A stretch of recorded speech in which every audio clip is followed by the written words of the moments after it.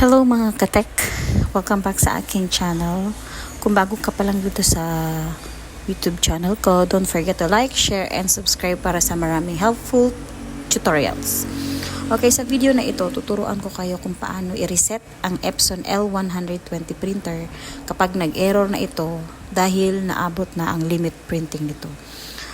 Karaniwan makikita ito sa error na service required o kaya waste ink pad counter overflow. Ibig sabihin nito, iniisip ng printer na puno na ang waste ink pad niya, kaya ayaw na niyang mag-print. Minsan naman, tingnan niyo dito. Kagaya nito, pag in-on niyo yung printer niyo, may lumalabas niya na ganyang blink, nabiblink yung red. So pagkaganyan ang sitwasyon ng inyong printer, most probably kailangan na talaga siyang i-reset dahil na-reach niya na yung kanyang printing limit. Okay, so ang gagawin natin, kailangan nakakonect yan sa device nyo, yung computer or kaya yung laptop ninyo. Bago tayo mag-start, disclaimer lang po, paalala lang po na ang gagawin nating reset ay temporary solution lamang. Mas maganda pa rin kung ipapalinis o papapalitan ng waste ink pad sa technician. Siyempre, kapag hindi naging effective sa inyo yung solution na gagawin natin, talagang tatawag tayo ng technician. So, una, ida-download natin ang resetter tool. So, meron ako ditong available na resetter tool. So, pwede ko rin naman i-share ito, ilagay dyan sa link sa baba ng video na ito. And so, ang ginawa ko dyan ay in-extract ko yung files, tapos iraran natin. Yan, tapos sa pagkaganyan, pagka in-open nyo, may makikita kayo dyan na ganyan. So, medyo nakalagay auto selection. Click nyo lang yung select. Ayan. Kasi minsan may mga, lalo na kapag marami kayong printer, nababang printer, so importante na isa-select nyo dyan kung alin yung i-reset natin. So, dito sa case natin, ang i-reset natin ay yung Epson L120. So, dyan, i-click nyo lang yung select. Auto selection, i-click natin dyan yung select.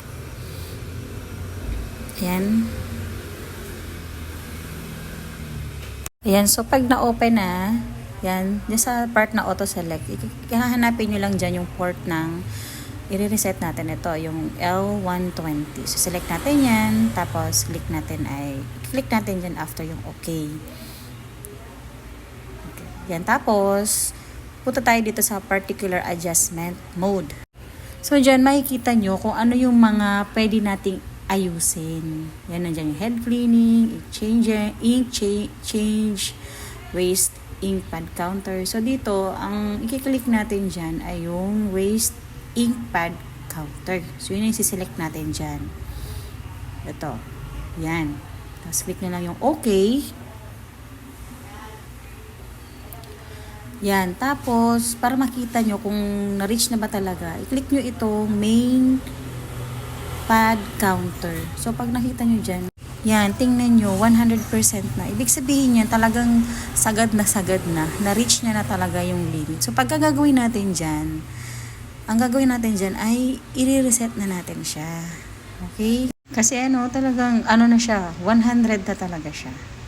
Yan. So, dapat talaga from time to time, chine-check nyo din yan.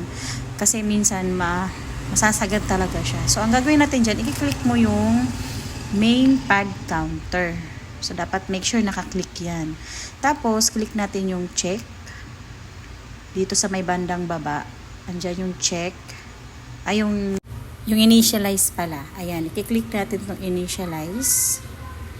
Ayan, tapos may nakalagay dyan, when the OK button is clicked, counter will be initialized. So, i-click lang natin yung OK.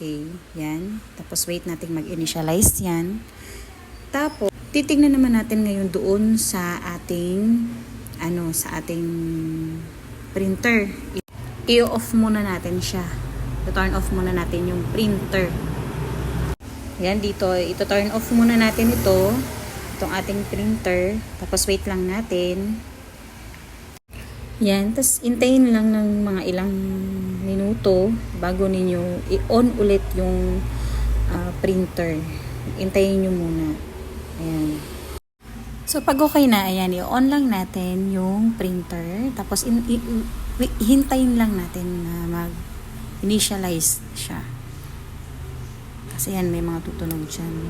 Hintayin lang natin yan kasi parang nire-reset niya pa yan ang kanyang printer. Okay, so pag na-on na, kiklik na natin itong okay. Yan.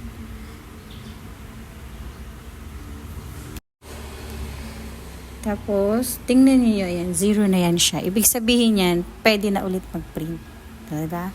Pag 100% kasi, ibig sabihin na reach niya. So, 0 na siya. So, magpiprint na yan siya. Tapos, dito yan, pwede mong mag-check ka dyan ng ibang system dyan. Yan, chinek ko ulit. So, 0 na talaga siya. Tapos, try tayo mag-print. Magpiprint talaga siya. Yan. Okay, so nag-print siya. So, yun. Solve na ang ating problem. Okay. Thank you for watching, guys. Don't forget to like and subscribe po. Thank you.